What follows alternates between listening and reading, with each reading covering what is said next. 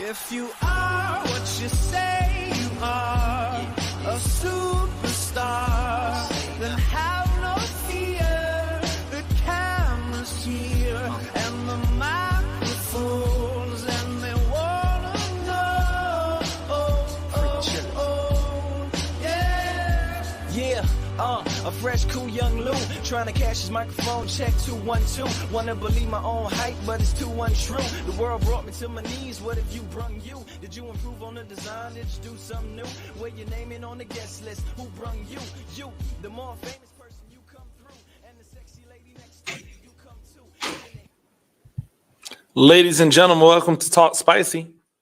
I'm Coach Gene Clemens, Riptide Media Networks, and the 102.9 The Game app.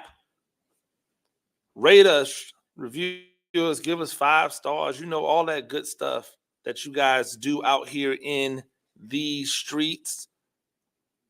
It is a great day, and it is a great time to talk about the WNBA. And some of you guys might be out there asking yourself, well, dang, man, why does Coach Gene talk so much about the WNBA? And the answer is simple: because there's something to talk about, right?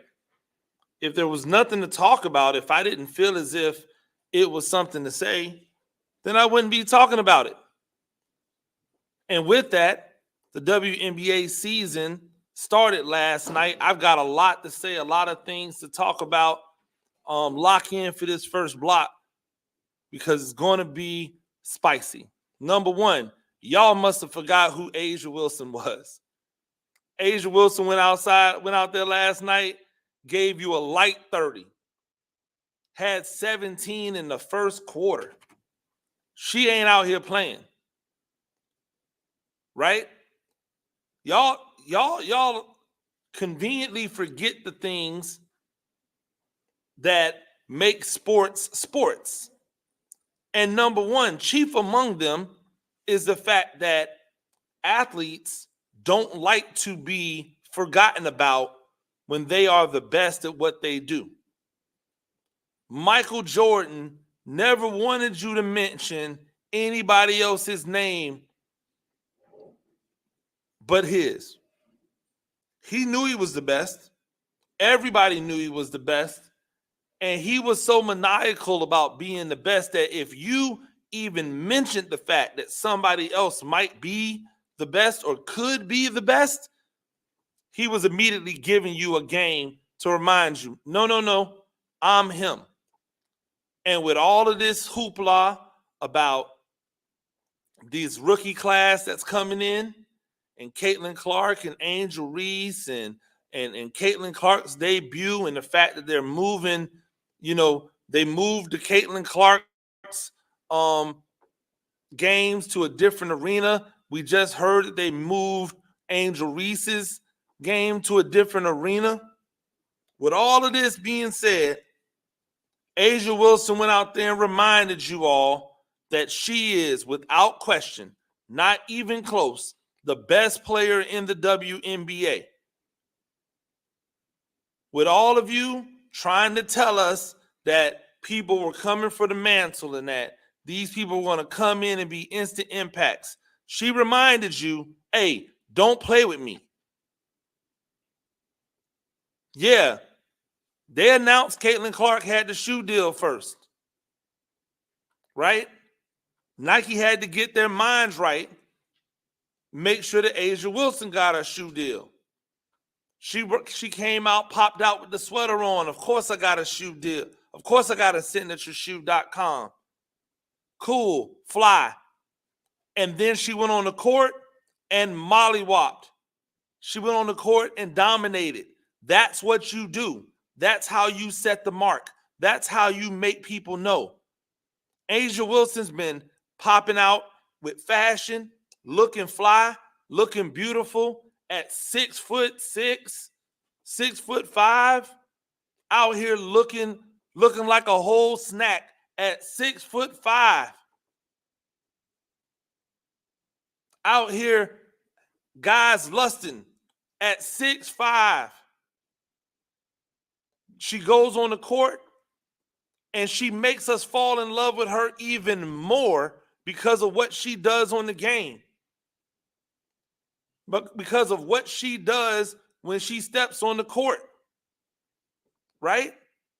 A'ja Wilson is her.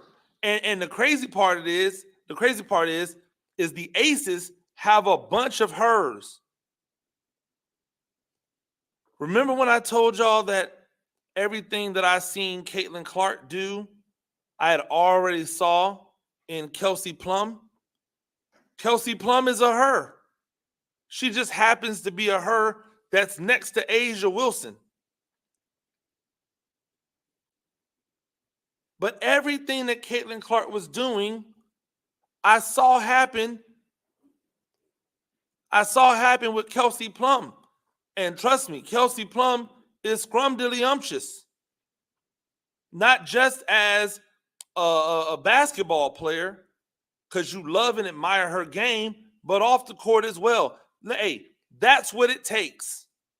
I'm sorry that y'all think that we are in a world where all you have to do is be good at the game in order to be a transformational player. But that's not it. It's never been it. You can't just be good. You have to be good. You have to win championships.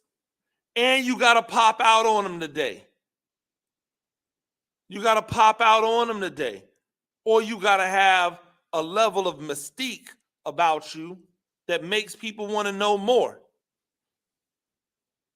A'ja Wilson is popping out on you.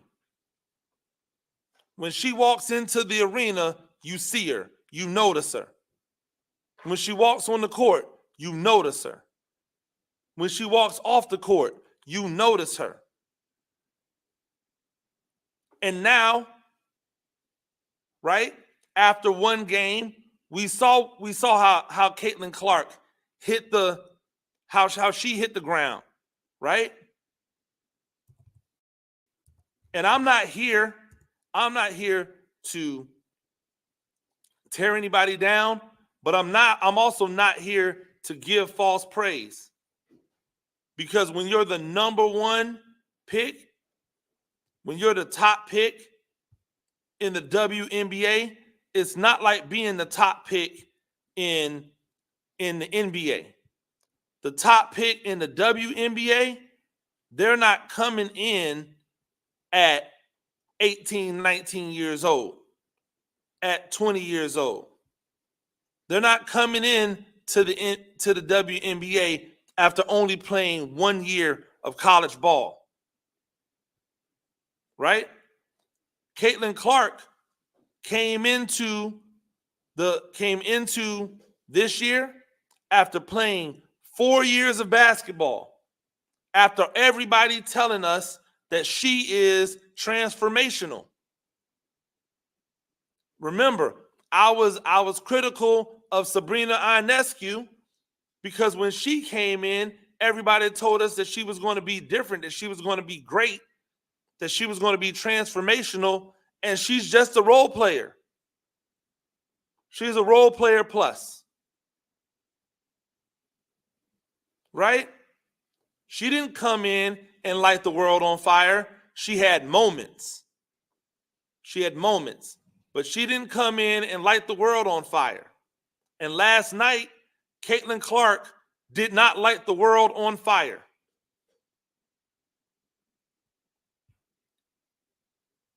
Her team got beat by 21. And by the way, this ain't just heat for Caitlin Clark. This is heat for Leah Boston. Their top pick from last year. Where are you at?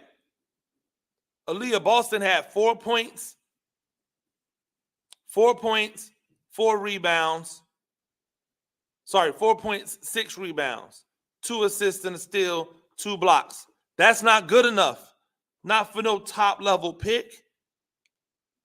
Caitlin Clark had 20 points, and that's all I saw people focusing on.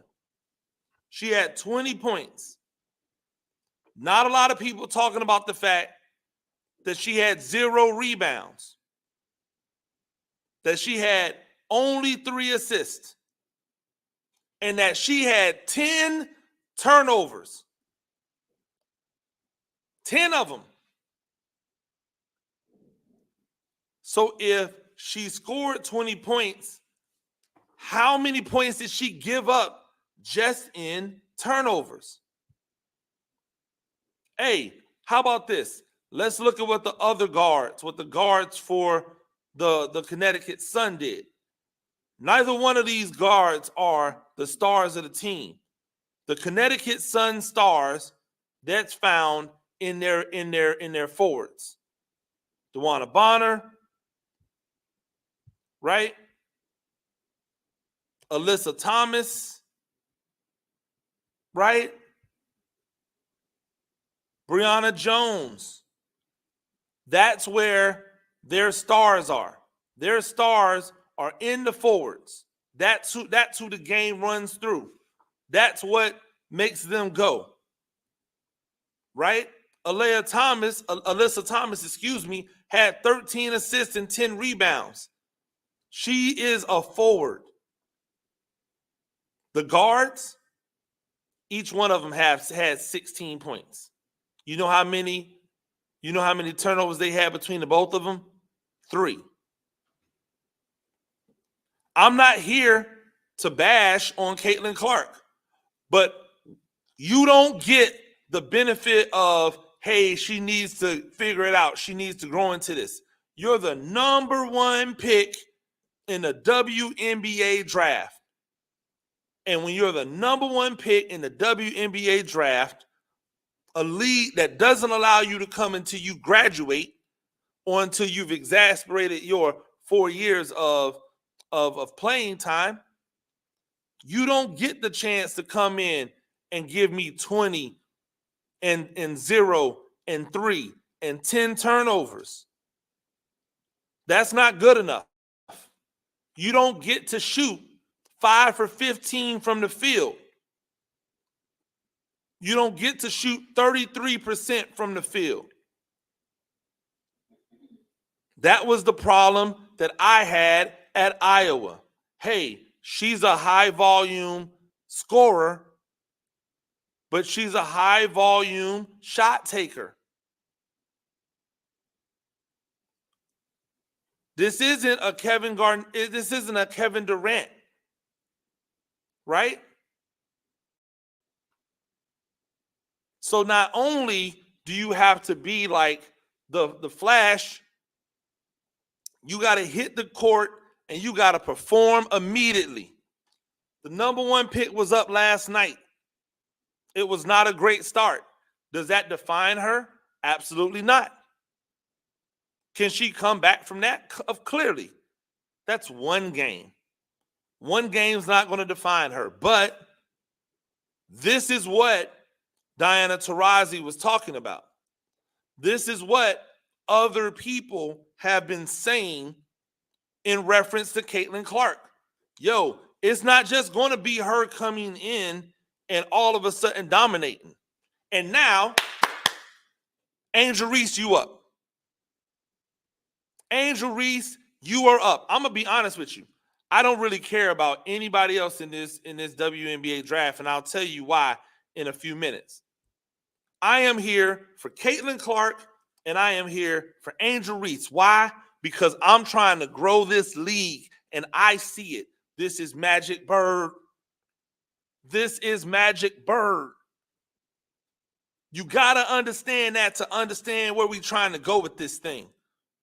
Marketing matters. In every single league that has ever ascended, marketing matters. And it's not just the narratives that you can spin off the court, it's the narratives on the court. Caitlin Clark was supposed to be like a white chocolate. She did not play like it. She did not play like it at all. She was supposed to pop out and be what Kelsey Plum is right now. She did not. But now, Angel Reese, it's your turn. And Angel Reese, you play a different type of game. So you don't need to go out there and score 20 in order to have a good game. But I'd love to see a double-double. I'd love to see a 14-point, 10 rebound, 4 assists, couple blocks. I'd love to see it, because if I'm seeing that, that means she's playing the overall game, the all-around game that made her good at LSU. If not, guess what we'll be doing tomorrow? We'll be talking about Angel Reese and how she ain't get it done. Right? They changed the stadium location, or the arena location, for Angel Reese's games too, by the way, ladies and gentlemen. The highest tickets that are selling for her are selling at about the same number that Caitlin Clark's tickets are selling at. This ain't no 1A, 1B, how many of y'all are trying to, or 1A or 1 and 2, how all of y'all are trying to make it. This is 1A, 1B. And depending upon where you're sitting, the 1A is different. Because Angel Reese is putting that stuff on. Remember, just exactly a month from today, a month ago today, April 15th, NBA draft night, WNBA draft night, Angel Reese popped out looking like the most beautiful woman in the world. Right? Angel Reese popped out looking like she was the most beautiful woman in the world. And I was with it. Oh my God, was I with it. She looked phenomenal. She looked phenomenal. But now you got to back it up. You got to back it up with the game. She struck out at the Met Gala. Looked fantastic. Looked fantastic. Don't think she looked as good as she looked at the WNBA draft at the Met Gala, if I'm being honest. But I thought she looked fantastic. Right? She put it on. But now you got to put on. Right? If you trying to be the Chi-Town Barbie, guess what they do in the Chi? They hoop. They hoop. In the Chi, you get love for being a baller. So if she goes out there and she drops the double-double, right? She drops the double-double. We seen what she looks like. We know what it is when she puts it on. She's on the road. She said she's going for like casual, relaxed swag on the road. She said she's putting it on at home, but on the road, casual, relaxed, sweats, probably something like that, you know, something with a designer on it, but something light. She said she's putting it on, though. If she goes out there, drops a double-double, and the team gets a dub, it's Angel Reese 1, Caitlin Clark 0. Oh, why are you making it about Angel Reese and Caitlin Clark? Because that's what sells. That's why. That's what we're here for. That's why. We're trying to make this league better. That's why. The league can't get better with just one dominant team and nobody giving them any type of resistance. Ladies and gentlemen, the Aces are winning another championship. If they stay healthy, there's no team beating them. What happened in New York? Who knows? Who cares? They're not good as they are. Y'all tried to convince us that Breanna Stewart was better than Asia Wilson. She took offense. Went out there and murdered everybody. Y'all tried to pop out and tell us that Angel Reese and Caitlin Clark was going to be the new faces of the WNBA. She took offense and came out there and stabbed swords in everybody on the other team. We can't just have that as a storyline. That's going to be boring, right? If all we talk about all year is the Las Vegas Aces dominance and their march to a third championship in a row, what we also need is a subplot. And the subplot is these two young guns going at each other head to head.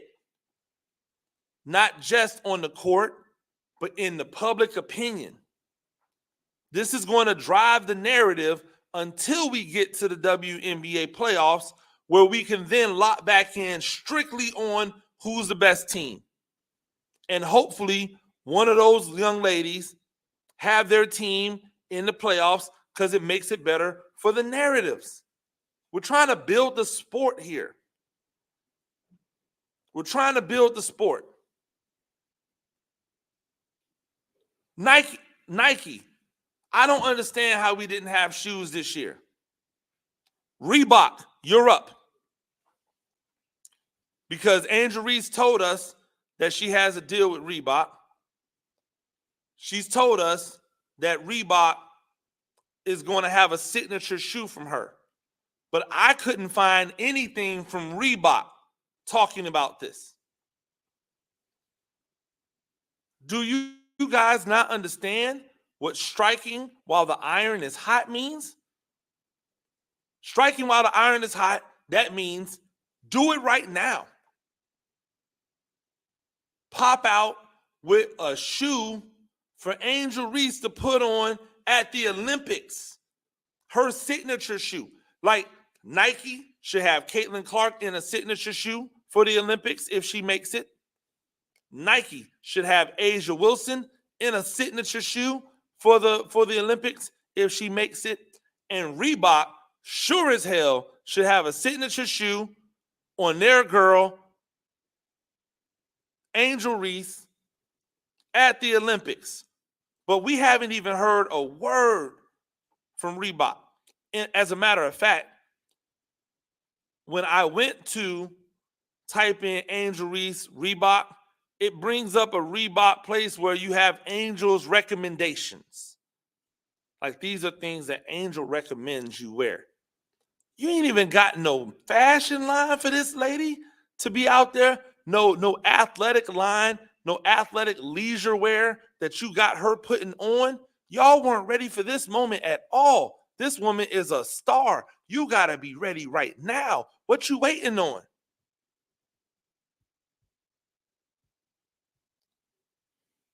What are you waiting on? Who are you waiting for? She's a star now. Reebok, you can't mess this up. You can't do like you did with Shaq, where you put him in a bunch of ugly shoes and then you blamed it on, well, big man can't sell shoes. Then he went solo and ended up selling 1 billion shoes at Walmart, at Payless, wherever it was. You can't be this dense. You can't be this dumb. You can't be this short-sighted. Strike while the iron is hot now. Get that girl popping now. What are you waiting on? What's the holdup?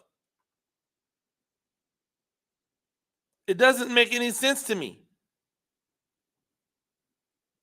You know what else doesn't make any sense to me? And I know this is going to be, this is going to seem controversial to some people, but why do we have a WNBA draft? Why do we need the WNBA draft? You don't get what I'm saying. You don't understand what I'm saying? It's cool. I'll explain. Right? The draft is supposed to be for teams who need help to get the best and brightest players to join their teams, right? The draft is based off of the need for players. The WNBA keeps telling you that they don't need players. What do you mean, coach? Well, look at what's happening. The WNBA draft drafts 36 collegiate athletes. 36 elite players get drafted in the WNBA. Right? 36. Only 13 made the actual rosters. You're telling me that we took the top 36 players out of college and all 36 of them couldn't make the roster? Why do we have a draft for? We got first-round draft picks getting cut by their teams. This isn't the first year that this has happened. That tells me that the WNBA draft is wrong as a model for this league. This league, it should be free agency. This league should be free agency. Right? If you only have 13 players that are capable of making teams, then there's no need to have a draft. And if you are, just have a one-round draft. And then free agency, right? If you did, just give the top 3 teams or the bottom 3 teams in the league the opportunity of first rights. And everybody else just get players in free agency. Because it's a sham to walk these ladies across the stage. It's a sham to walk them across the stage to act as if they are celebrated because now they've made the league, right? And for a lady to think, oh, I'm a first round pick, I should be a lock to make this team. No, you're not. Then why is there a draft? Right? If this team gets to the podium and they don't have a player that they really love, a player that they believe their coaches are going to put on this team, then why are they drafting them? Allow another team that might actually need players to go and get them. It's a bad look to cut 2/3 of your draft class. It's an awful look to say that 2/3 of the incoming stars, the incoming talent from your feeder system, which is women's college basketball, are not good enough to actually make your team. It is a bad look for you to say, hey, you 24, 23 other, you 23 other women, sorry, you're just not good enough. Go find something else to do with your life. Go find something else to do. That's a bad look. It's a look that you should not have in the WNBA, which means you shouldn't have a draft. Free agency. Now, right, you can pay Caitlin Clark and Angel Reese what they're really worth. You don't have to pay them on a rookie wage scale. You pay them as a free agent. And the teams that are willing to pay can get them. And if teams aren't willing to pay, then they don't get them. And so now you incentivize these teams to spend money on players. Right? Because adding more teams isn't going to solve this. Adding more teams will not solve the fact that these teams are not in need of brand new talent every single year. So you can't even fault them. It's just the turn. These women are lasting too long. They're not 3 and 4 years and done. The stars are the stars. The rosters are the rosters. They're playing well into their 30s. Some of them are playing almost to 40. That means your roster turnover isn't heavy. And if that's not happening, then why do you need a draft? Imagine the bidding war for Angel Reese and Caitlin Clark. and Cardoza and Brink. I'm looking forward to watching Cameron Brink play tonight. I said I don't care about anyone else, but I'm lying. She plays for the Sparks. That's my de facto team, right? Even though you're going to hear me do a lot of aces riding. But that's my de facto team. I'm looking forward to watching her play. But again, the point is, why do you need a draft? Imagine those 4 ladies, right, getting to be bid on by the highest bidder. That's a much more intriguing telecast than the draft, where we know that most of these girls dressed to the nines are not even going to make their team. We come back, we'll be talking to Turron Davenport of ESPN, Titans beat writer. We'll be talking about the Tennessee Titans rookie minicamp, what he was looking at, and much more. Keep it right here. Talk Spicy on the Riptide Media Networks. Adopt US Kids presents What to Expect When You're Expecting. A teenager. Learning the lingo. Today I'm going to help parents translate teen slang. Now, when a teen says something is on fleek, it's exactly like saying, that's rad. It simply means that something is awesome or cool. Another one is totes. It's exactly like saying, totally. Ladies and gentlemen, welcome. As in, I totes love going to the mall with Becca. Another word you might hear is jelly. Jelly is a shorter, better way to say jealous. As in, Chloe, I am like so jelly of your unicorn phone case. You don't have to speak teen to be a perfect parent. Thousands of teens in foster care will think you're, rad just the same. To learn more, visit adoptuskids.org. A public service announcement brought to you by the U.S. Department of Health and Human Services, Adopt U.S. Kids, and the Ad Council. This is the story of a very special woman. In a matter of seconds, she turned herself into a great mathematician or an entrepreneur. Her knowledge was limitless and still is. She could also make monsters disappear, especially those that lurked in the shadows under the bed. Once, this woman put back together a teenage girl's broken heart, which had been shattered in 1,000 pieces, just by giving her a bear hug. She masqueraded as a regular person at work, but as a superhero at home. Everyone knows her as Gabriella. I still call her Mom. Your hero needs you now, and AARP is here to help. Find the care guides you need to help, complete with tips and resources at aarp.org/caregiving. A public service announcement brought to you by AARP and the Ad Council. Hey, Dad, your prescription will be ready in just a minute.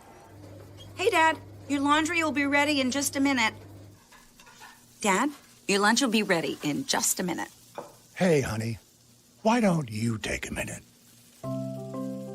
When you help care for a loved one, you give them as much time as you can, making sure they're safe and comfortable.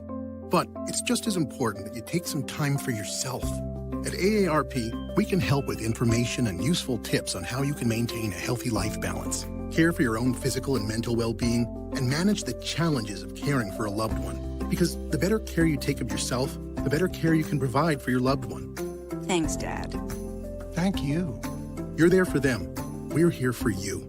Find free care guides to support you and your loved one at aarp.org/caregiving. That's aarp.org/caregiving. A public service announcement brought to you by AARP and the Ad Council.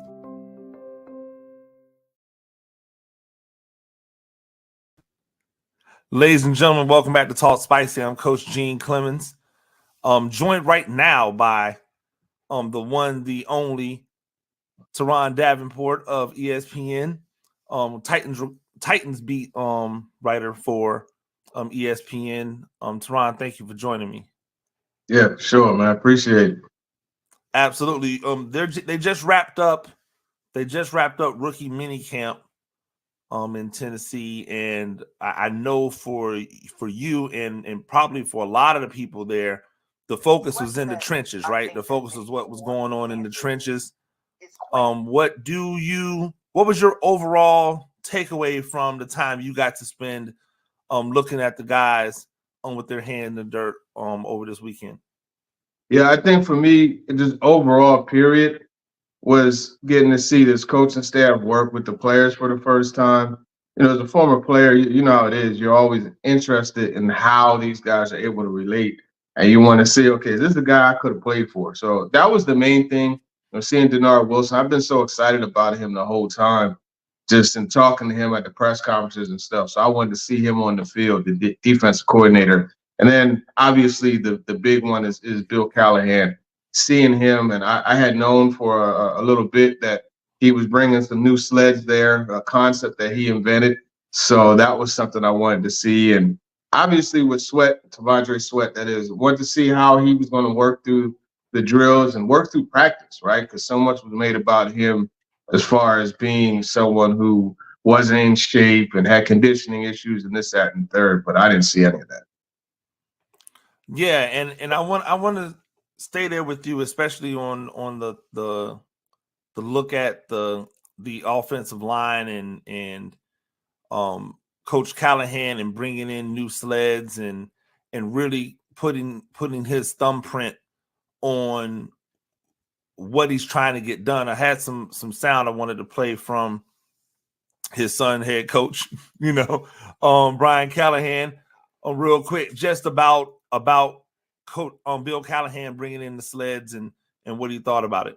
I don't know if you guys know, I think my dad invented that sled. Yeah. So it's designed in a way to more accurately mimic what it feels like to have to clamp and brace on, like what a normal defender would feel like. Some of the old school sleds, they don't really give you that same balance issue, and they're really hard to move. I mean, those I can't tell you how hard those things are to move and to move straight, because they tip and they're off balance. They're meant to really stress guys' ability to strengthen their core, keeping their hands tight, and be able to drive the sled vertically as opposed to getting all off kilter. It's a balance thing. So there's a lot of indoctrination that goes into those sleds. Our guys, even now, it's taken them a couple weeks to feel good about moving them the way they're supposed to move. So it's fun to watch. I like watching those guys do it, but they improve pretty quickly. It happens fast.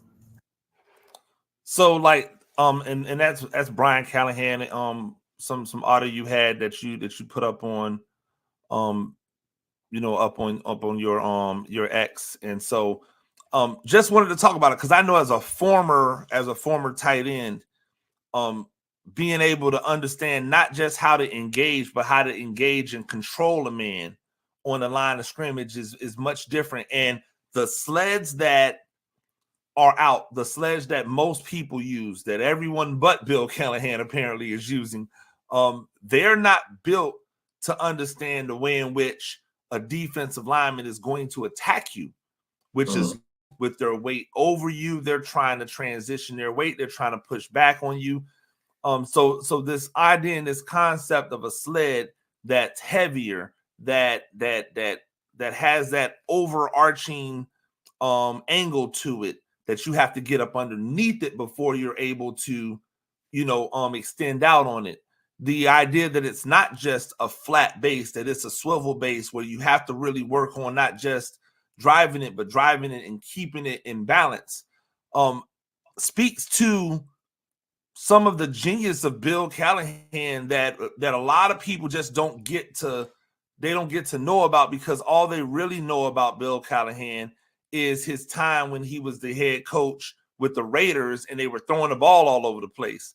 But they don't know that, even at that time, why they were able to throw the ball all over the place, because he had one of the best offensive lines in football. And then two, after he left the Raiders, his journey throughout the NFL has been just being this offensive line guru, like a legitimate guru, not like somebody where they say he's a guru, but people are like, like you can literally track his movement as an offensive line coach and how much better offensive linemen or offensive lines as a whole have been when he's touched them.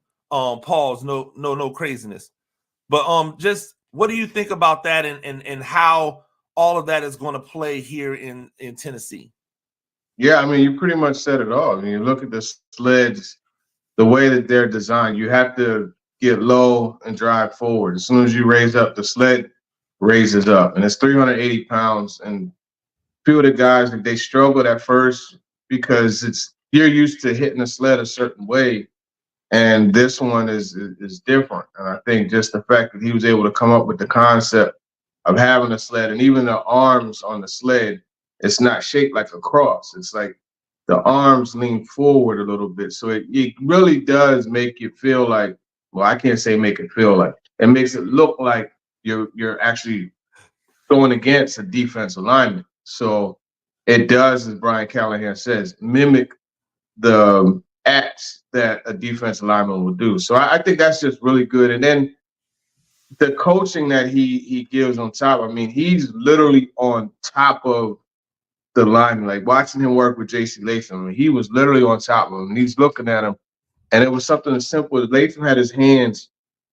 I put my coffee, stay with my coffee real quick. Latham had his hands like they were turned this way a little bit, and he told him like, "Hey, make sure you turn your hands this way." Like he just something as simple as the hand placement on the sled. And then also they got down on their knees and they had to push the sled from their knees, like lunge forward with their knees. And what they had to do is put their forehead, their helmet against the pad. And he was like, get the forehead against the pad. Get your eyes here.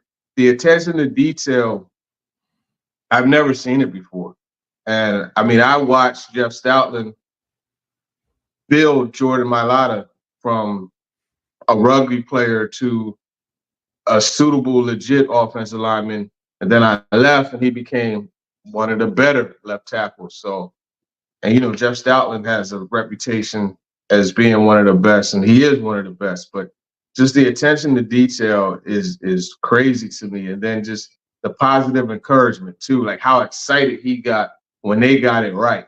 He was just as excited, if not more, than the players that he was coaching. So I think, that's something when a coach matches or in some cases it exceeds your energy, that's something that gets you through those tough times. And I tell you, individual period for offensive linemen, yeah, good luck to them, man, because it's a lot of work, man. They go and they go. He has two sleds.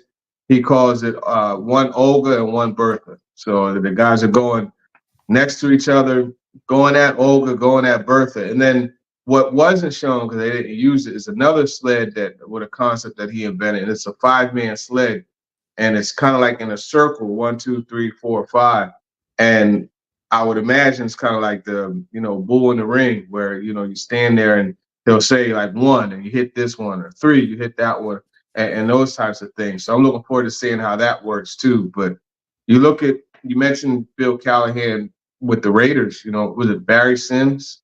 He was a right tackle. He converted to a left tackle, right? That's what he's doing with J.C. Latham. Then you move on to Tyron Smith, who played some left tackle initially at USC, but then mostly right tackle. First year with the Cowboys, he was a right tackle. Then Callahan got there, I think, in 2012, and they flipped him to left side. And we know Tyron Smith has become one of the best left tackles ever. Then you look at Jedrick Wills Jr., he's another one, not an all-pro, Pro Bowl or anything like that, but a very key piece to that Cleveland Browns offensive line, which you saw with Wyatt Teller. Obviously, they signed Jack Conklin. That offensive, Joe Patonio, that offensive line just took off and has consistently been one of the best. And there's no coincidence that Bill Callahan was the coach there. So his work is there. There's proof of what he's able to do. And it's just funny because he's like this little man, you know what I mean? And you just associate offensive line with size, but you got this little man standing next to J.C. Latham, while Latham is on his knees against the pad, and they're the same height. It's just funny, man. And then he's just barking at him the whole time, right in his ear, and it just, it was funny. Quick audio from J.C. Latham that you got from him talking about working on those sleds. Yeah, I mean, it's 380 pounds. At Bama, we have a sled similar to it, not exactly like that, but we just put our coaches on it. So it's kind of, the same in that sense, but I mean, it really emphasizes technique. on my first rep, where he wanted us to move it, I shot out my hips and kind of got it straight up. And if you get it straight up, you're not going to move it as a D lineman. It'll be a stalemate. So you really kind of got to gradually drive as you rise with your hips. So that's something that I was learning as I went. But I really emphasize technical. And so I mean, he's talking about it. Yeah, everyone. It seems like everyone has something similar, or tries to recreate something similar. But the fact that Callahan has taken it as far as to have a full design of something different, definitely speaks to his level of acumen. What else stood out to you while watching the guys in the trenches work over the weekend? Yeah, T'Vondre Sweat was fun to watch. His feet are really good. I watched him on the bags, and I asked him after practice about that because I'm always intrigued by those big guys like that with the feet. I remember T.R. Tart was like that, and T.R. Tart was a hooper. Watching T'Vondre Sweat at the Senior Bowl, you saw it too. So I remember talking to him at the Senior Bowl about whether or not he was a former hooper, and he was a power forward, a pretty good one apparently. And so I asked him about that and just how that transfers to the footwork and the stuff that you have to do. And yeah, you could definitely tell he made it through the drills. I mean, yeah, he put his helmet up, and some of these, it's funny, man. Like you got these guys who, never even took part in the practice and don't understand, anything that they're watching. And one of the radio guys out here critiqued him because, he was the only one with his helmet up in between drills. His conditioning is bad. It's like, come on, man. Like, it's just stop, So you get a little of that, but he made it through every drill. The bag drill, he did really good with that. You could hear the power, feel the power when he struck the bags, and he did it with some speed. And that's another thing. Like, there was one drill that they did on the bags, and I posted it, and somebody was like, "Oh, he's slow he's slow." And it's like, listen, this drill isn't meant for speed. It's meant to see how explosive you could be, how you could turn your hips and get power out of your hips with each time you strike the bag. And it's just funny. A lot of people don't really know what they're watching, and they critique. And I call it arrogant ignorance, because that's a whole nother thing we can get into. But I don't like that. But he looked good going through the drills and stuff like that. And I was pleased with what I saw. I was impressed. Well, TD, I mean, you're on the right place. I mean, you're at the right place. If you want to throw a little spice at some people, it's all right.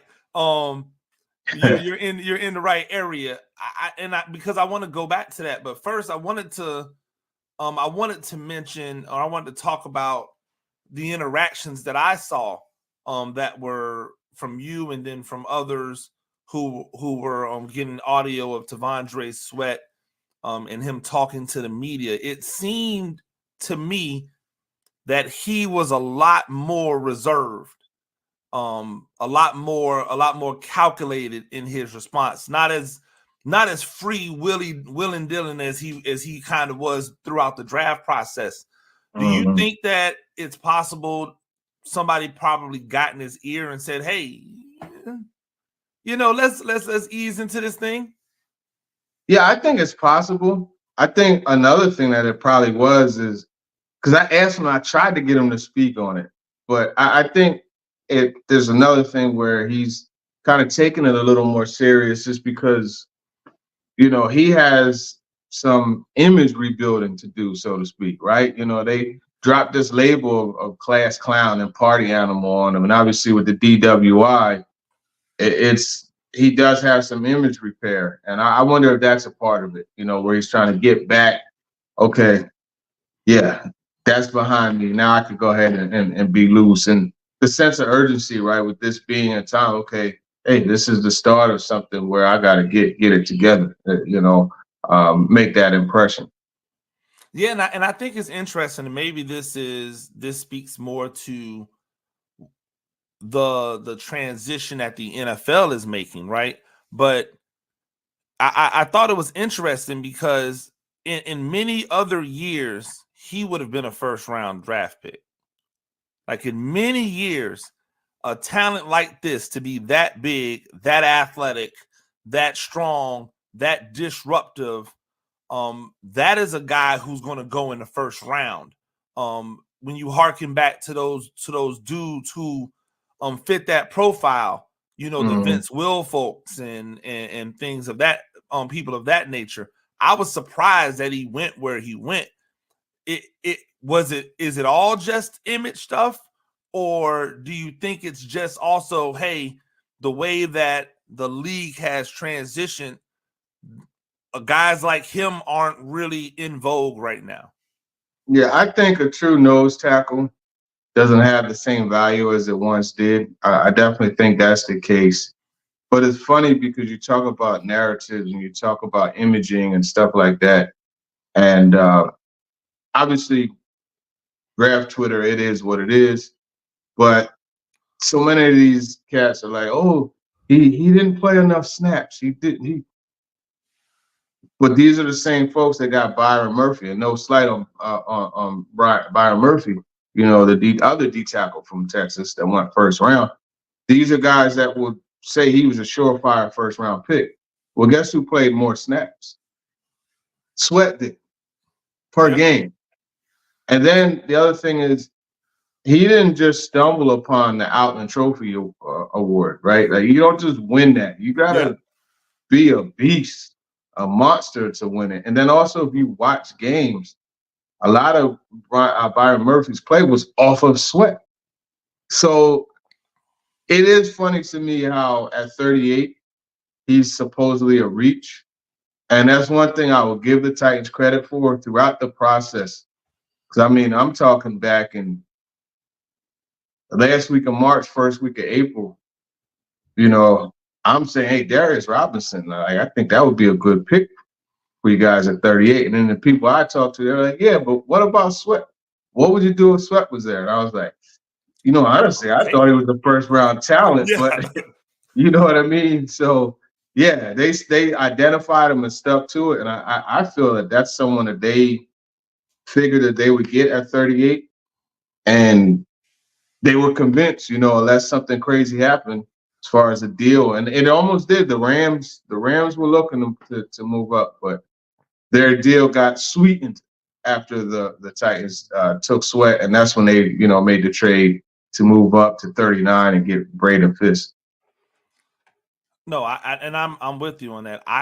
If somebody would have asked me, what about taking Sweat at 38, I'd have been like, he's not going to be there. Like, that's what my response would have been. Hey, that'd be great, but he's not going to be there. We're talking to Turron Davenport of ESPN, Titans beat reporter. You can follow him on X at @TDavenport_NFL. I wanted to go back to something that you were talking about. You were talking about people not understanding what they're watching on the field, and that got me to thinking.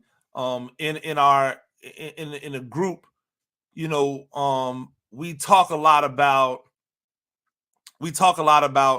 representation, right? Mm-hmm. And the fact that when you look out at a practice or a media availability, when you look around, it's not just about not seeing a lot more black faces, which we don't see a lot more of, but what we really don't see a lot of is people who really actually know and understand football. Mm-hmm. So when we're getting the information from the people who have been hired to disseminate the information, you're getting information from somebody that doesn't really know or understand what they're looking for, and that causes the frustration that you were talking about early on. What have you done specifically? Because one of the things that I think, and this is my view, obviously biased because you're my guy, right? But unbiased in the fact that I believe that we try to make each other better. I think one of the things that you've been able to do that has helped you be so effective in your job is the people who actually do the jobs know what you're talking about. Yeah, right? That's key. Yeah, that's the thing. I mean, you rely on past playing experience, conversations that you have. Like I love watching practice with Coach Mack, Dave McGinnis. Love watching practice. Sometimes I'll just like if you don't see videos from practice, it's because I was standing next to him. You know what I mean? And it happens sometimes, like walking out, he'll be standing there and, he'll stop me and we'll talk. And next thing I know, like it's already time to go back because they're getting ready to go to special teams period. And we can't watch that. You know what I mean? But just standing there and talking to him and talking to people like that. I mean, there's other coaches and stuff that you get to talk to. And so you learn a lot from them. And then just, I don't know. It just with watching, you just start to understand things more as well, and just research and watching coaches talk, discuss things. That's one of the things that stood out to me about Brian Callahan. If you remember early in the process, because I remember we had a conversation about it. You were like, "Why not Aaron Glenn?" And I'm like, "Yo, Brian Callahan is that dude." And it was because I was watching some of his coach tape and how he was explaining things. And I'm like, yeah. So there's a lot to it, man. Yeah, and I mean, I still like Aaron Glenn for the record. Still Don't like get it Aaron twisted. Glenn. I like him too. And you talking about talking with needs coaches? to be a head coach. Yeah. You talking about talking with coaches? Got to talk to him at the Senior Bowl. Yeah. Or no, not the Senior Bowl, the Combine. Excuse me. Energy, man. Energy.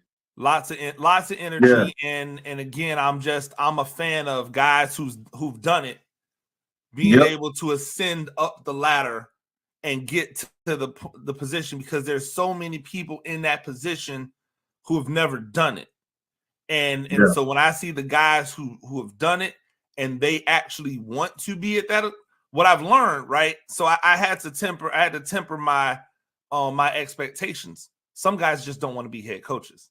Right. So there are a bunch of former players who are on staffs that are just happy to be the linebackers coach, happy to be the O-line coach, happy to be the linebacker. I mean, the DBs coach. They don't have the desire to have that responsibility of head coach on them.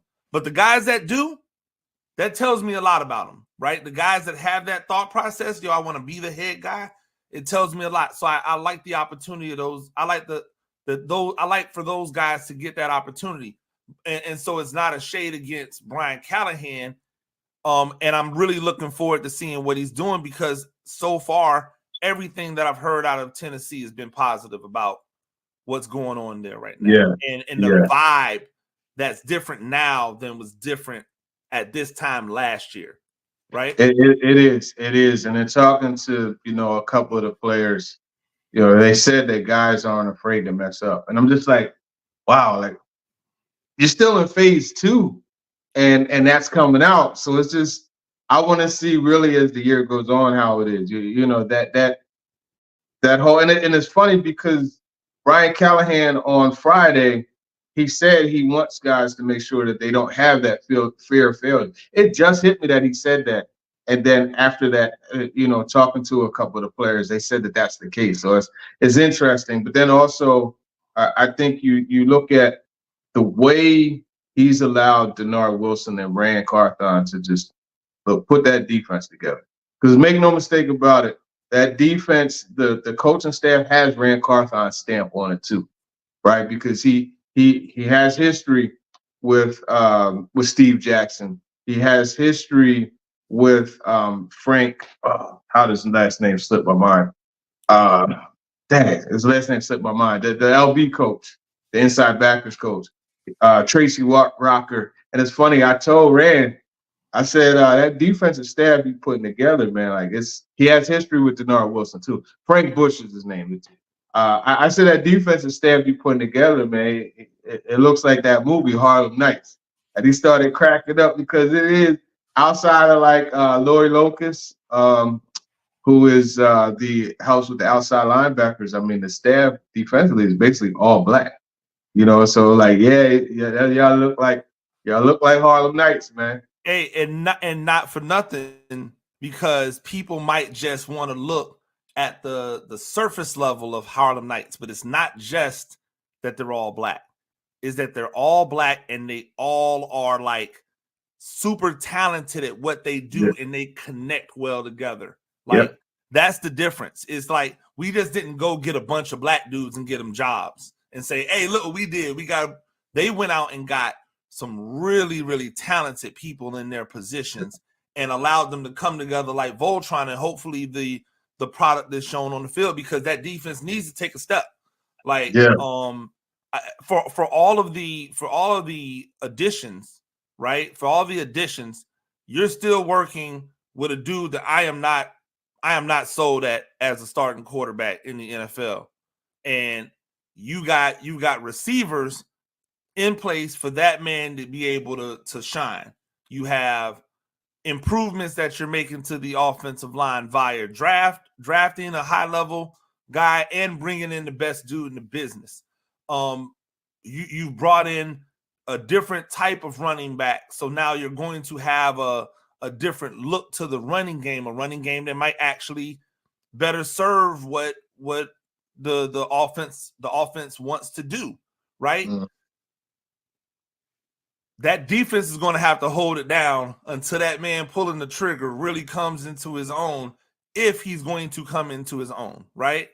That's going to be the thing. And so I thought last year, too predictable, too vanilla on defense. I'm really looking forward to seeing the dynamic part of the defense come out. I just thought it was way too formulaic.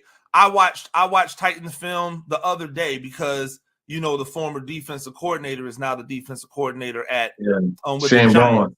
Yeah. And so I'm watching the defense, and in my brain I'm going, oh, I like pre-snap, I know what they're in. Post-snap, they're in the same thing. There wasn't a lot of switching the pitcher and those types of things. I know they didn't really trust their secondary. They didn't trust their secondary. And you can tell. You can 100% tell in the way in which they masked everything. So it made me go, I don't know what this dude's going to be like as a defensive coordinator in New York, because of what I saw, in Tennessee over the last couple of seasons. So it'll be interesting to see the dynamic come back. Like how are we going to really, really strike, really make this thing, pop, really give something that offensive coordinators have to think about. What's next? What's next for the Titans coming up in what you'll be covering for them? Yeah, I'm working on some things with Will Levis. It's funny you mentioned. I spent yesterday and Friday with him at a passing camp that he had. A guy by the name of Rob Williams, QB Motion. He's from Canada, and he came down. They've worked together since Levis, his last year at Penn State, and you've just seen, him progress, fundamental, like technique-wise and stuff. But anyway, they had a camp, so I spent some time with him. I'm working on some things on Levis. His stories always do well, so we have that. Nothing going on this week. Next week, there's going to be, I believe, some availability. So it's just kind of touch and go. Got the schedule release coming. Have a story on that, but it's the downtime. So.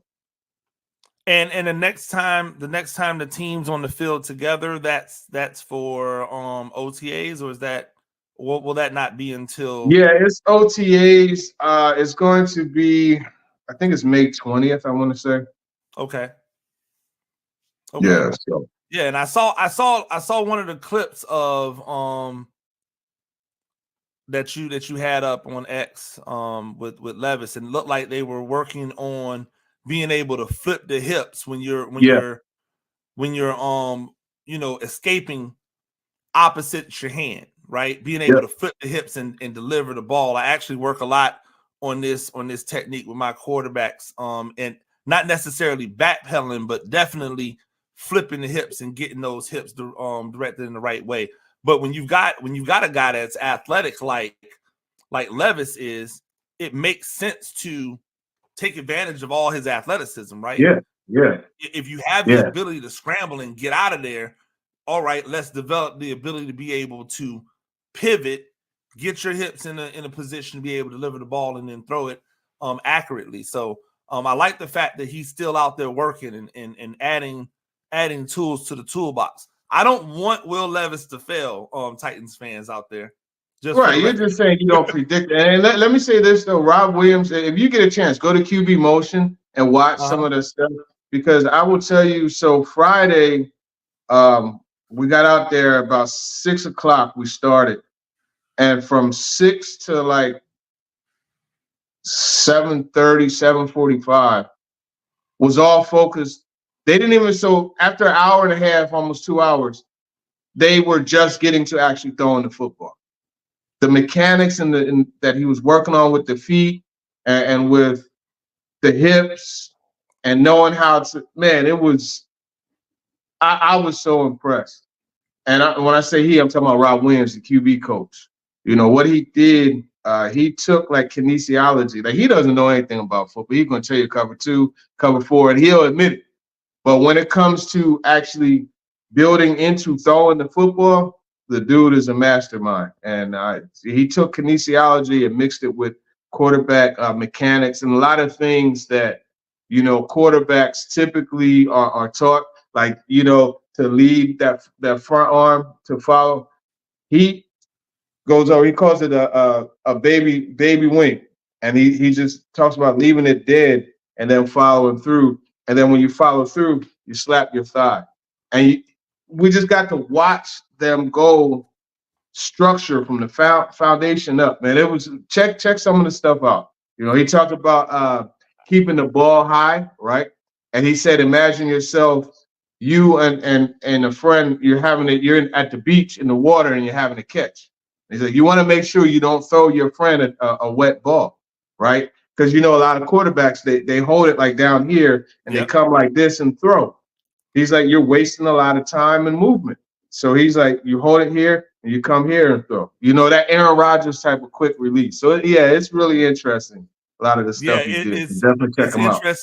It's interesting what you were talking about with it, because when I talk to my quarterbacks, I tell them, you know, think about, like, you got the burger.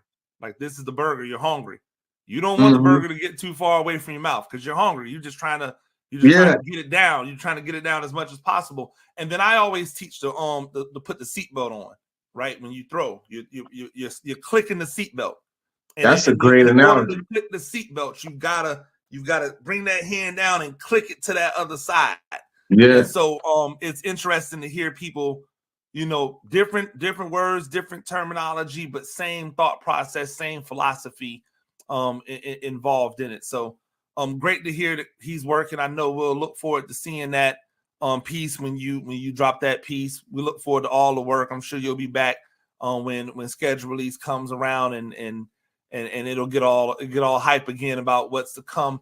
Turron, I really appreciate it. Again, if you're not following this gentleman, make sure you follow him on X at Turron T Davenport underscore T NFL. Davenport underscore NFL. T Davenport underscore NFL.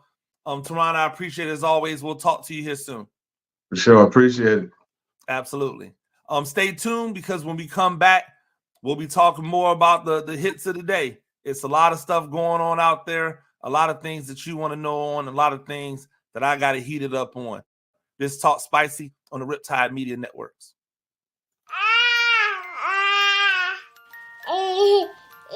To some people, the sound of a baby babbling doesn't mean much. But that's not necessarily true. By 6 months, they're combining vowels and consonants. By 9 months, they're trying out different kinds of sounds. And by 12 months, their babbling is beginning to take on some meaning. Especially if there's no babbling at all. Little to no babbling by 12 months or later is just one of the possible signs of autism in children. Early screening and intervention can make a lifetime of difference and unlock a world of possibilities. Take the first step at autismspeaks.org. A public service announcement brought to you by Autism Speaks and the Ad Council. The following is made possible by Dad. Why was the basketball court all wet? Because the players kept dribbling all over it. The dad joke. Corny, grown-worthy, but also one of the simplest ways to share a moment with your kids. Why do you have to be careful when it's raining cats and dogs? Because you might step in a poodle. And kids that spend more time with their dads grow up to be smarter, more successful. Can I tell you a cat joke? Just kidding. And, with any luck, funnier adults. Why didn't the skeleton go to the dance? Because he didn't have anybody to go with. Dad jokes rule. So take a moment to make a moment and give your kid a laugh. It's as easy as going to fatherhood.gov. Brought to you by the U.S. Department of Health and Human Services and the Ad Council. That's really funny. Okay, men. This is your time. Maybe you didn't choose this, but you're here now. You're gonna go out there and be an all-star caregiver. It's up to you. So what are you gonna do? You're gonna go grocery shopping, cook, clean, be there emotionally and physically. You gotta dig deeper. Drive them to physical therapy, doctor's appointments. Don't you forget about the pharmacy. No, you won't. Because that's what caregivers do. Don't give up. Don't ever give up. This is your time to show the world, your family, and yourself that you're tougher than tough. Now go out there and be the best caregiver this world has ever seen. Caregiving is tougher than tough. Find the care guides you need at aarp.org/caregiving. A public service announcement brought to you by AARP and the Ad Council. Ladies and gentlemen, welcome back to Talk Spicy. I'm Coach Gene Clemens, Riptide Media Network and the 102.9 The Game app. I am here. If you see this gentleman, to my right, face and an orange ball cap and apparently a little bit of raindrops in the background, that is none other than Mike Marghetti. Did I get it right? Nope. Marghetti. Hey, just rhyme it with Marghetti. Just rhyme it with spaghetti. Marghetti. That's it. Mike Marghetti of footballalliance.com. You can follow him everywhere at Draft Maverick. Well, you can follow him on X at Draft Maverick. I won't say you can follow him everywhere at Draft Maverick because we never can tell. But Mike, thank you for joining me. I know you are out and about. We are doing this is our Where in the World is Mike Marghetti segment. So we appreciate you joining me, man. So today, beautiful Oriole Park at Camden Yard. It's a little moist today, but we are going to play. They actually just took the tarp off the field. They're folding it up right now to put it away neatly. And we got the Jays against the Orioles today. No, that's fantastic. You've been moving around. We saw you when you were heading towards Detroit. You were on your way to Detroit for the NFL draft. What's been going on since that time? Update us. What have you seen since then? How many parks have you hit? All right, so you caught me on my last day in Phoenix, because I was going to be rolling out on the road to Detroit the very next day. At that point, I had been to 3 ballparks for the season, and now I've already been here once this season, so it's a repeat. But I've been to 16 parks now, so I've hit 13 more parks in what it's been, like 3 weeks since we last talked. Mm-hmm. So I did, and actually one of the games got snowed out. So I was going to be in Denver for the Rockies against the Mariners. That game got snowed out, so I've done Kansas City, St. Louis, Cincinnati, Pittsburgh, Cleveland, Detroit, Toronto, Boston, here to Baltimore, Philadelphia, Washington, D.C., did Yankee Stadium and Citi Field for the Mets, and now I'm here. So so far out of those stadiums and the ones that you've seen before, which one has been your favorite stadium and which one has been your favorite experience? And then we're gonna need some whys.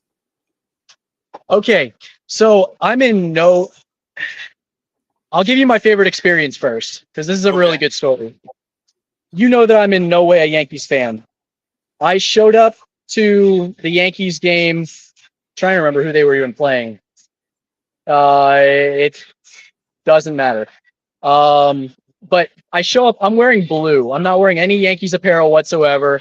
I go in, I buy a standing room only ticket for like $5-6. And I get approached pregame by a ticket representative that actually, I come to find out, he actually played football. He played at New Haven and in the CFL for a couple years. And he actually upgraded my tickets to all the VIP experience, you know, the Diamond Club. Batters up the restaurant and everything. Like, I'm like, it's not what I go to the games for. I don't go for like the VIP experience. I actually enjoy sitting in the actual crowd and having the fresh air and everything. But it was just a cool experience to be able to go pretty much literally anywhere in the ballpark. I did Monument Park, which is open to everybody. It's not like that was a special thing for me there. But it was just a really cool experience to just randomly get upgraded when I really had no business getting upgraded. So that was fun. Favorite ballpark overall, it's really hard to say because they're all very special in their own ways. I was most surprised by Comerica Park in Detroit. I really liked all the Tiger statues and monuments and everything. And the entire concourse around the stadium is like a history museum going back to the early 1900s, where they'll have these pillars of history with old gloves and old bats from, like I said, 1900s, 1910s, 1920s. It's like each decade of Tigers history throughout the concourse. And the statues out in the outfield are really cool. That was a really unexpected experience because the field itself is very symmetrical. There's not a lot of character to it, but the ballpark was really cool. And also here at Camden Yard, this was the first of like the new wave of ballparks where it's very open and it adds some of the flavor of each city with the warehouse building and everything in right field. A lot of the newer ballparks kind of copied off of what they did here at Camden Yards. So every ballpark's really been cool. Great America in Cincinnati, PNC in Pittsburgh, Busch Stadium in St. Louis with the Gateway Arch in the cityscape there. It's all great. So no, you haven't gone any place and went, man, this is kind of a dump. Like, you haven't gone to any baseball park and went, compared to some other places I've seen, this ain't really it. Like, not to really like degrade anybody's park. Right. But, and I don't want to pile on because they've had such a tough go, but Oakland is obviously, it's a really old, outdated ballpark. It's rough. The area around it is very rough. Just in general, like not even talking about the people, just it's very run down. It's very it's very trashed. Toronto was kind of a mess to get into because traffic was so bad. I had planned to get there 2 hours before the game and I ended up getting in about 10 minutes before the anthem. And it's also an older ballpark, but it was very revolutionary, being the first one that had the fully retractable roof. So that's a really cool aspect of Toronto. So those would be and Nationals Park in Washington was very underwhelming also. There was nothing particularly wrong with it. It was just underwhelming compared to everything else. Yeah, I've been to Nationals Park, and I'm with you. It was just like, it was cool. It was just it was just a park.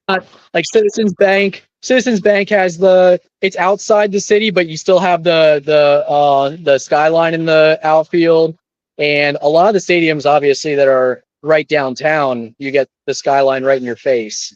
Like I said, St. Louis and Detroit is like that, and Pittsburgh with the bridges in the background is really cool.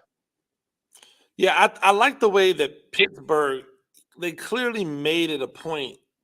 Hey, we want all of our stadiums to be like right there, right? Like they're all of the state. The if I'm remembering correctly, because I haven't been to Pittsburgh in a very long time, but the football stadium is like right next to where the baseball stadium is, which is right by where the arena. And a lot of cities do it that way. Philadelphia is like that, where it is removed from downtown, so you don't get the downtown traffic, but the ballparks are in the same areas. Gotta let somebody by here real quick. No worries. Trying to think where else. Detroit is like that with Ford Field right next door. Here in Baltimore, you've got M&T Bank right next door. So yeah, a lot of cities do plan it that way, where they'll even share the parking lots between the two stadiums. Yeah, I was thinking about that, because I feel like the experience. Well, number one, you get to share the parking lot, which is smarter. It's better for conserving space, but also the experience. If you're somebody that's coming to that city or coming to that area strictly to experience a ball game or the athletics that city has to offer, you kind of can get a twofer, right? Like I've been to this stadium, especially as the seasons start to overlap, right? You play your cards right. If you play your cards right, you can catch a baseball game, a football game, and a hockey, and a hockey match, within 2 days, if you're in a certain area where they have all that stuff together. So I think that's definitely fly. Right. And like I said, that's the way that it is in Philadelphia. They even have the hockey arena right there also. So yeah, a lot of cities do plan it that way, where and it's also good for that particular neighborhood. You can really build up businesses that way. So it's good for that community. And they basically build like a little city around the ballparks. So you are you were tweeting about your record, about the team's record, the Mike Marghetti. And this is a make or break game today, because both of these teams are undefeated with me in attendance this year. Okay, so somebody's got to lose, right? Someone's got to lose, but that means that we should all have, be looked at betting for Baltimore today. Actually, Toronto's 3-0 and Baltimore's only 2-0 with me in attendance this year. So, and Toronto's struggling overall. So for them to be 3-0 with me in attendance, maybe there's something going on there. Maybe they should sign me. Yeah, they need to comp you to come to another 20 to 25 games. Absolutely. If that means 25-0, right? In the playoffs, let's go. Who has not been? Which team has not reaped the benefits of you? All right, so race at their stadium. Teams that either are home in New York or have been home in New York are 0-6 on the season with me in attendance. So the Dodgers are 0-1, the Giants are 0-2, the Mets are 0-1, and the Yankees are 0-2. So don't ever go back to Yankee Stadium again. Thank you. Appreciate it. Yeah, even getting upgraded, they can pull it out. Although Judge did hit a bomb in the game that I went to. Yeah, I don't care about any home runs if it came in a loss. Wins and losses are what matters. I'm here for the W's for sure. All right, so you're Baltimore today. Where are you headed after you leave Baltimore? So after the game today, I'll be heading down to Durham, actually, for some college games. UNC at Duke tomorrow night, and then Wake Forest at NC State on Friday, and then Florida at Georgia down in Athens on Saturday, which will be really cool. And then I'm going to the Braves game probably Sunday night because it's an ESPN game, but I might also do Monday day game because it's a wraparound series with Padres. So I have not been to Truist yet this year. So that'll be Park 17 off the list. and then I have to decide if I want to do the college conference championship tournaments. You've got ACC in Charlotte, you've got SEC in Hoover, so they're both pretty much equidistant from Atlanta. Or if I want to go down and hit the 2 Florida parks while it's not too hot yet, because your boy can't stand summertime in Florida. For sure. Again, talking to Mike Marghetti, you can follow him. You can follow him at Draft Maverick on X. Definitely follow his journey if you want to, become a Patreon subscriber. You can, follow his Patreon. A couple more things, and I'll get you out of here so you can go and talk with some locals and definitely, do the darn thing that way. Been seeing some video of you, my guy. Okay. And I'm not one to judge. This is not hate. Been seeing some video of you with your shirt off out here working out in these areas. And I'm gonna first off, I want to give you applause, right? You said, hey, I've been really working on my, while you're working on yourself, I'm working on my body, getting the body right. You look good. You look good, Appreciate my guy. You look good. You can tell that the work. But you out here thirst trapping, my guy. Come on. You out here got the ladies out here wondering what's going on with your body, but then you're gone before you ever get a chance to get the payoff from the thirst trap. Hey, I'm doing it for myself first and foremost to be healthy and fit. All right. Oh my God, I'm working on me. Oh my God, I'm just working on me. Any side benefits that come out of it are cool, but I'm doing it I'm getting myself into. I'm still trying to play ball, to be honest. I got some ideas that I'm not ready to fully put out there yet, but I'm still trying to play some ball. And I may be old, but I can still ball. Gotcha. So yeah, so you're just trying to be the best you can possibly be, and then maybe you step back on that grass somewhere. Absolutely. Okay. And that's what everybody should be trying to do. Get into the gym, get yourself fit, but it's for yourself, for your health. Your health is your number one asset. So absolutely make the most of it. Yeah, I'm big on heart health, and I'm trying to. I got to keep getting my Slim Slow on to get this gut up off me. The older you get, the harder it is to get it off you. So you're doing the right thing and keeping it off. I think the problem for a lot of athletes, and what I've found, especially athletes, when you've done it for so long, you just need your body just needs a break. Right? But the problem with that is your body needs to break, but your body doesn't respond very well to the break. It's a catch-22. Right. Well, you don't have to be in there lifting every day, but do something for your flexibility, do something for your cardio. Mm-hmm. That's still important every day. So yeah, take a break from, you don't have to be a power lifter. And a lot of people that I see in the gym, they're doing it for ego more so than anything. They're just trying to lift a lot of heavy weight, and they're actually probably doing more harm to themselves than good. You just have to be smart about it. I do a lot of rotational core work, which I think is very, I think that's more important than any sort of power training. You've got obviously flexibility and you've got cardio that are the top two, but rotational core is so important. And, you don't have to be bench pressing a lot of weight. You don't have to be squatting a lot of weight. Just be consistent. Yeah, and I don't mind. I want people to know I don't mind ego. If ego gets you in the gym, right? If ego gets you on a treadmill or on a bike, whatever gets you to the point where you're trying to stay healthy, I'm definitely all for. For sure. Make sure that when you're coming down, if you're taking that trip, right? If you're taking that trip and you're working your way down, don't make that sharp right and go somewhere else. So don't bypass. Make sure you stop in Savannah, right? And try to check out a Bananas game. I don't know if you've seen a Savannah Bananas game yet, but I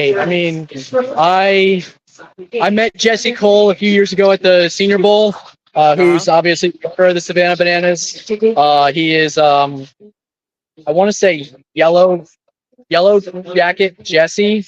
Yeah, Mr. Banana. He's like Mr. Banana. I think it's Yellow Jacket Jesse, or at least it used to be.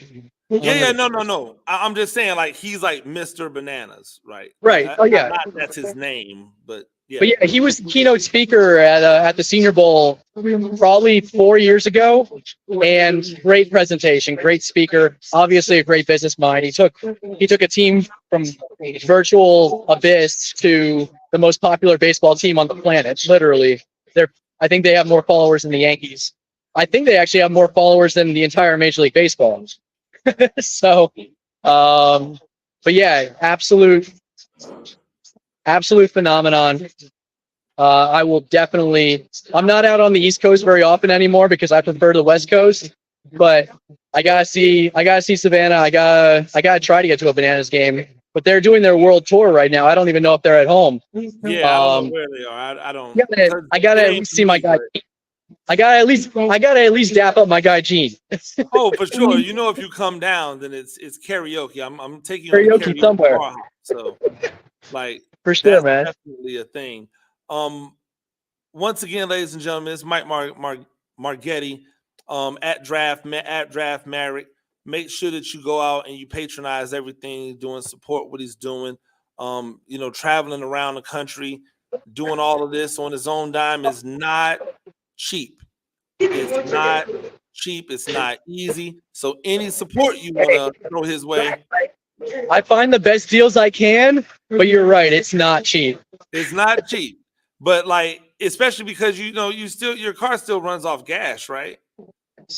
Yeah, and the gas alone makes it not cheap. Right? Yeah, it's about $3.30 around here right now. At least it's not. At least I'm not out on the West Coast for gas because it's $5 plus out in California. Absolutely. But yeah, if you want to support anything he's doing, definitely follow his Patreon. Hit him up. Support him in any way you can. I'm going to buy him a tripod for his phone so that I have a tripod actually. I just didn't think to bring it in. This goofy over here, man. I'm sitting here thinking about like, yo, why doesn't he have a tripod? Because he's chronicling all of this stuff. I don't even know if they would have let me bring in a tripod because I don't come to these games as media. So like if I had media credentials, they'd let me bring whatever in, but I'm just coming in as a fan. So they're very restrictive on what you can bring in. Yeah, and they consider a tripod a weapon. They would let you bring in a little selfie stick tripod type of thing that you can quick set up. Do you have the car stabilizer, or have you gone live in the car yet? No. I know you were talking about going live in the car. I need to get a dash cam. I need to get one that faces me so you can see me curse out all the bad drivers because I think that would be must-see TV. And I need to get one to see my view outside the, where I'm going because some of those drives, man, especially out west with the mountains, and it's spectacular, man. I think that would be a show in and of itself. Well, it would be a show in and of itself once you got to the East Coast and you got through all the bad driving and aggressive driving and the old people driving and all of the different and the women drivers. Like, yo, and by the way, I don't mind calling out women drivers. Y'all are bad. I'm not gonna stereotype because there are plenty of men drivers that are just as bad. So you can do that. I'm gonna stereotype this one. Like, there's a lot of things that we can talk about. Hey, there's a lot of things that we could talk about, but every time I'm almost in an accident, I look into that car and it is not a dude. That's all I'll say. I've been hit by a woman. I've been ran off the road by a woman. And every near accident that I've ever had, there have been females at the wheel. I love y'all, but that's just not your. Hey, listen, I can't be good at everything. You guys can't be good at everything. Anyway. Knock on wood, but I've never been in an accident in my entire history of driving.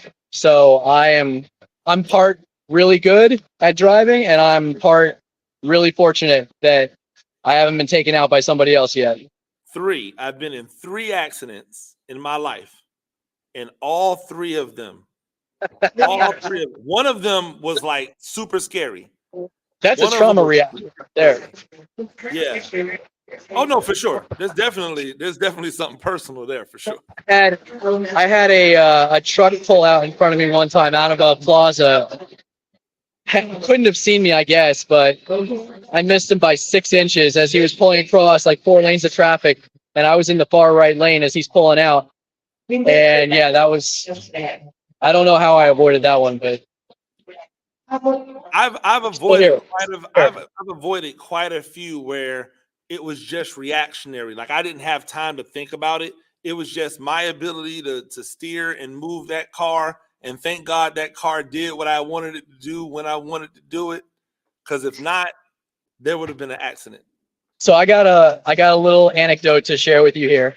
Okay. So you're talking down on women drivers, and I respect that because you have a trauma. You have a trauma with that. Not I get talking it. Down, just establishing what I've seen.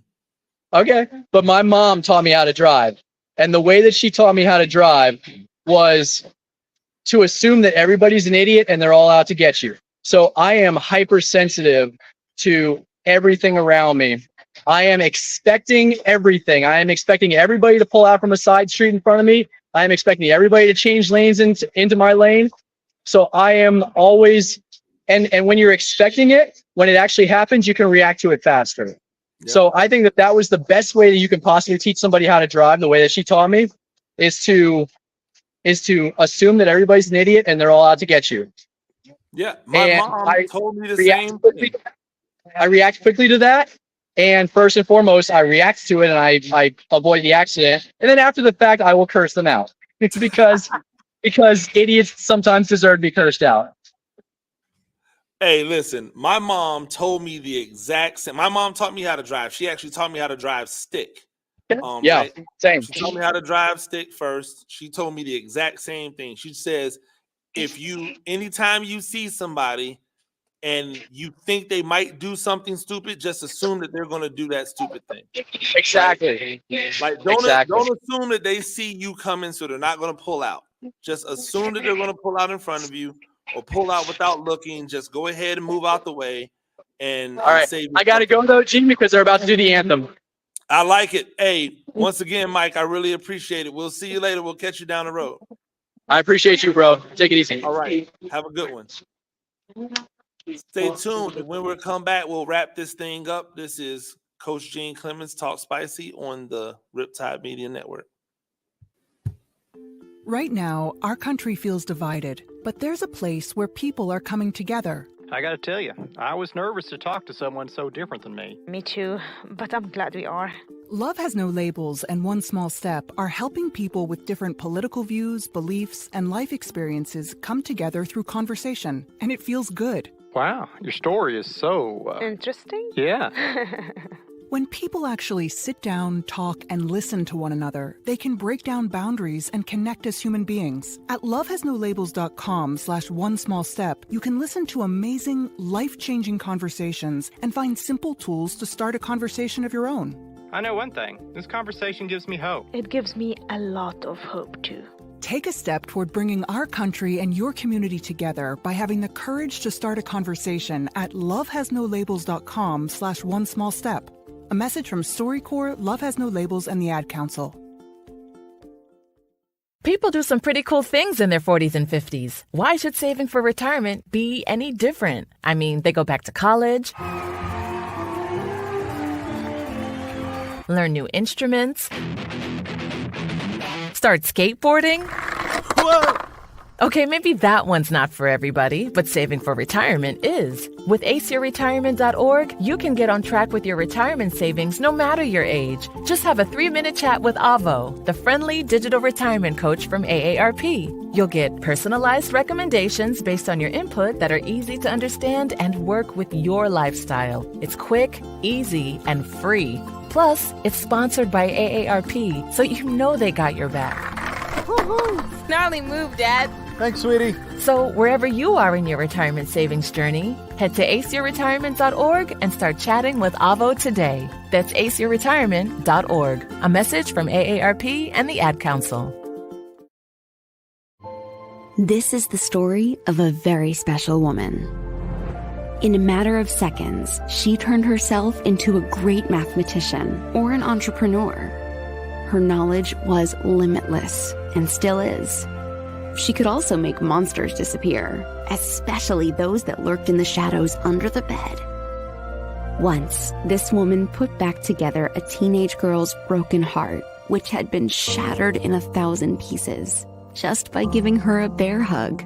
She masqueraded as a regular person at work, but as a superhero at home. Everyone knows her as Gabriella. I still call her Mom. Your hero needs you now, and AARP is here to help. Find the care guides you need to help, complete with tips and resources at aarp.org/caregiving. A public service announcement brought to you by AARP and the Ad Council. Ladies and gentlemen, welcome back to Talk Spicy. I'm Coach Gene Clemens, Riptide Media Networks and the 102.9 The Game app. Shout out to the Bleacher Brothers. They'll be joining us here after I'm finished up from 6 to 9. Make sure that you check them out. Make sure you're checking us out every day, 4 to 6 p.m. On your drive home, when you're getting ready for practice, while you're working out, while you're hanging out with the kids, whatever you do around that time of day. If you're just having that wind down, your first wind down drink of the afternoon, make sure you have it with us. And if you don't catch it live, you can always go back to the 102.9 The Game app and catch it there.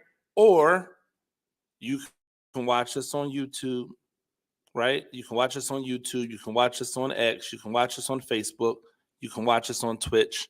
Go back, hit the play button, replay it. We appreciate everybody out there. Word came out this afternoon that, well, this morning, I believe, that the New York Giants were going to be on a new rendition of Hard Knocks. What Hard Knocks has begun doing is they've begun branching out just from the beginning of the season or the training camp through preseason that they used to do. And now they went and they did in season, right? And now they're doing leading up to training camp, right? All of the off season. So essentially since the end of the calendar year. So I'm assuming the beginning of January through the draft process and free agency and all this other stuff. Now it makes a little bit more sense why some of the Giants free agents were so vocal, when they were signed. Like guys who weren't really big named free agents were so vocal when they were signed, because the Giants are going to be on this pre-season Hard Knocks, I guess, if for no better way of saying it. Also, we found out that the Giants have a new hashtag, right? We found out that the Giants have a new hashtag. So lots of things going on in the world of the New York Giants. They revealed already that they're going to be the game in Germany, which we already knew. So they revealed on what week that's going to be. So that'll be at Sunday, November 10th at 9:30 a.m. Eastern time for us, whatever time it is over there for them in Munich, Germany versus the Carolina Panthers. Man, if I could be there, if I could find a way to be there, I would be there. Never been to Germany. Want to go to Germany. I think that would be a fly trip to take to go, but I wouldn't want to just be there for like a couple days. I would want to be there for a much longer period of time, and thus that lies the problem, right? Like that's the issue. I have responsibilities. I got things to do. I've got to talk to the people, right? So probably not going to happen for us, but I was really interested in the fact that Hard Knocks, the off-season unveiling of Hard Knocks, is going to give us a look behind the scenes of the New York Giants. And this is a question for NFL fans, but really more a question for Giants fans. Are they really going to give up the T, right? Are they really going to tell us whether or not they were really and truly all in on Daniel Jones? Are we going to find out in this process which quarterback they really had high? If it was we were trying to get Drake May, are we going to hear word about, we were trying to get Drake May? Where did Malik Neighbors fall in this thing? Where did they finally decide that, okay, we're taking Malik Neighbors, we're not moving? Why didn't they move down? I'm hoping that all of these questions are answered in Hard Knocks, because these are all questions that the New York Giants fans have had since we learned of all of the moves that were going on. Everything has been speculation. Even things that people have reported has only really been speculation, right? Like people that I trust. I write for Giants Country. Patricia Traynor has been around the New York Giants organization for a very long time. So if she says, hey, she heard that this is what they did, I believe her. But the fact that there's no real legitimate evidence of it, there's just people saying, oh, this is what they said, it never sits right with me, because I come from old school journalism where you had to have some type of legitimacy in the tuck that if somebody called you out on that, you could produce that information. And I don't know if anyone, including her, has that. I don't know. I assume she has that, right? But I don't really know, right? I don't really know. It's not like she's sharing that legitimate information with me. So I don't know. I just have to take her word for it. And again, like I said, I take her word for it because she's been plugged in.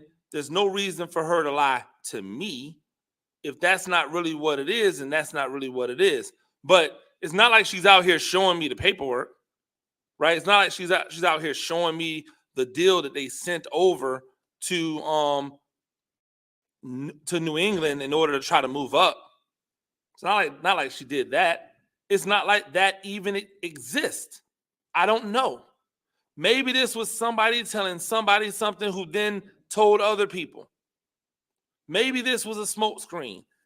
All of those questions should be answered if we're looking at the heart. If this is bubblegum Hard Knocks, if this is not giving us the legitimate insight into why they did what they did this offseason, then I am telling you, Giants fans, I plan to kill them and this show. I am going to release a Hard Knocks reaction. After every episode drops, immediately following every episode, I will be live to discuss what I just saw.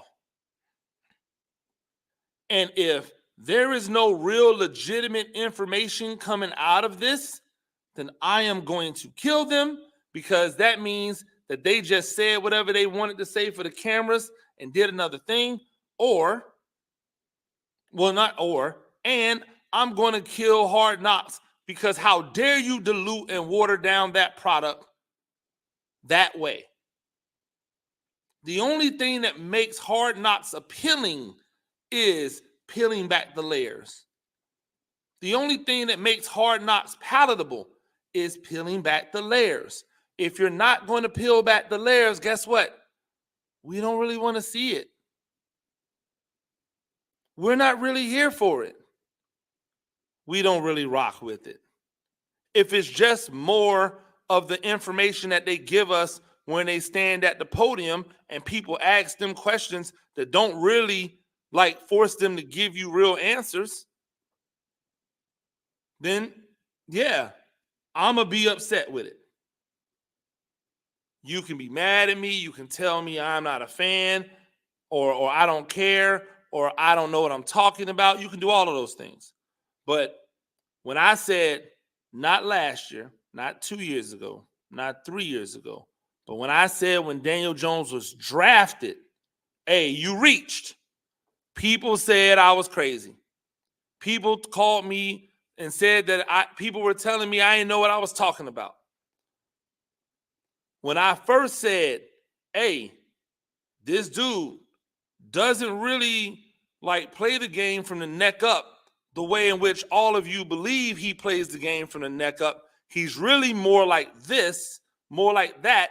You all killed me. And then he had his best year when he was a runner. He had his best season ever where he was running the ball like all of those other guys that y'all tell us can't win championships because they're going to get hurt because they run too much. Only he didn't get hurt. That came in the pocket. When I said that, hey, if his name was DeAndre Jones instead of Daniel Jones, there wouldn't be as many people holding on to him thinking that he's the savior for as long as they have. People killed me. They said I didn't know what I was talking about. And now there is a fan base that is completely and totally divided on this dude. Funny, because I've actually had to defend him more now because people have gone way too far with their criticism than I did. Than when I had the criticism. I've had to defend him because people are out here acting like he's devoid of any talent at all. Like nothing that's around him has been a part of him not being successful. I want to know what the insiders think. I want to know what really happened with Brian Daboll and Wink Martindale. I want to know how Brian Daboll came to say, I'm going to hire this boring defensive coordinator. Excuse me, this defensive coordinator who ran this boring defense in Tennessee after just having a coordinator that ran a very dynamic defense. I want to know what went into the mindset of, I'm going to fire the offensive line coach. I'm going to bring this guy in. I want to know what went into, I'm going to fire the special teams coordinator. I'm going to bring another guy in. I want to hear those conversations. I want to hear how they decided once again to not re-sign a safety that they drafted and helped develop. I want to hear about the decision to not give Saquon the contract, a contract offer this offseason. Or I want to hear the contract offer and why Saquon ultimately decided to walk out the door. I want to see it. I want to see it. I want to see why it is they did not address cornerback in free agency early, where there were all those corners. I want to see why they decided to go offensive guard / tackle, a bunch of other offensive linemen. I want to know why they traded for Brian Burns. I want to know why they traded for Brian Burns as the edge rusher, and then with all that money on the books, and gave up draft capital instead of going out and attacking the edge rushers who were getting just as much production as Brian Burns was in free agency, who signed for less money than Brian Burns has offered to him. I want to know what the thought process was. Was it, hey, let's get Burns, he has all of these years left? Was that the thought process? If so, cool, I'm with it. Just remember Leonard Williams. That's all. I'm with it. Just remember Leonard Williams. Because the Giants had an elite level, versatile defensive tackle who still brought a whole lot to the game, and Giants fans killed him. Why? Because he wasn't an elite pass rusher. because of the one thing that he did not do consistently, which was elite level pass rushing. Everything else Leonard Williams did phenomenally. I know y'all have heard me talk about this before, but everything else he did phenomenally, but he wasn't a pass rusher consistently like they would have liked to see, and they killed him for it. If Brian Burns is an 8, 9, 10 sack a year guy, is that good enough? Because he's never been more than that. Does he have to be 15, 16 sacks in order for you guys to not kill him? If he is consistently between 8 and 10 every year, is that good enough? Because it wasn't good enough for a defensive tackle, and that's what Leonard Williams really ended up being in this defense. In all of the defenses that he played in, he was a defensive tackle, right? The one year that they had him playing more like a defensive end, the Patrick Graham last year, I believe it was, he had his best sack numbers. And even with his best sack numbers, you still killed him. I want to know it all. I'm excited about Hard Knocks because I feel like it should give us the answers that we seek. I'm hoping for that. And I hope that you, Giants fans, are hoping for that. Ladies and gentlemen, that's our time today for Talk Spicy. Make sure that you are downloading that 102.9 The Game app. Stay tuned. Up next, we got the Bleacher Brothers, AJ and the crew taking you through to 9 o'clock. I'm Coach Gene Clemens for Talk Spicy. Till next time, peace.